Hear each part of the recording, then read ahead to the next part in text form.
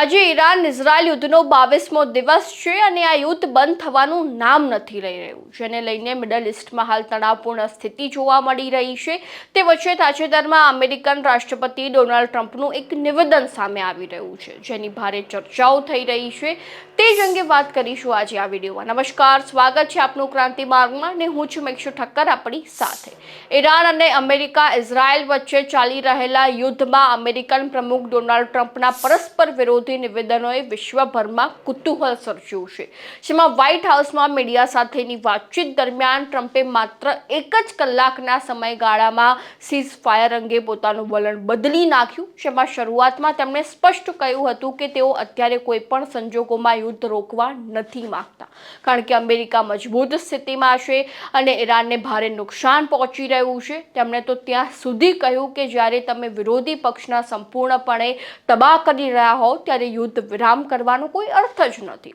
જેમાં અમેરિકન પ્રમુખ ડોનાલ્ડ ટ્રમ્પે અગાઉના નિવેદનથી વિપરીત જઈને ગણતરીની જ મિનિટોમાં યુ ટર્ન લઈ લીધો અને જણાવ્યું કે હવે આ યુદ્ધનો અંત આવવો જોઈએ અને ટ્રમ્પના મતે અમેરિકા પોતાના નિર્ધારિત લક્ષ્યો હાંસલ કરવાની અત્યંત નજીક હોવાથી હવે સૈન્ય કાર્યવાહીમાં ઘટાડો કરવા પર વિચારણા કરવામાં આવી રહી છે,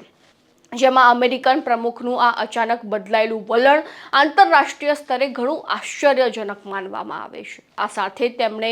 હોર્મુઝ સ્ટ્રેટની સુરક્ષા બાબતે પણ અમેરિકાનું વલણ સ્પષ્ટ કર્યું હતું, જેમાં ટ્રમ્પે જણાવ્યું કે જે દેશો હોર્મુઝના દરિયાઈ માર્ગનો ઉપયોગ કરે છે તેમણે તેની સુરક્ષા અને પોલિસીની જવાબદારી પોતાની રીતે ઉઠાવવી પડશે અને આ પ્રયાસોમાં અમેરિકા માત્ર સહયોગીની ભૂમિકા ભજવી શકે છે, પરંતુ મુખ્ય જવાબદારી જે તે દેશોની રહેશે।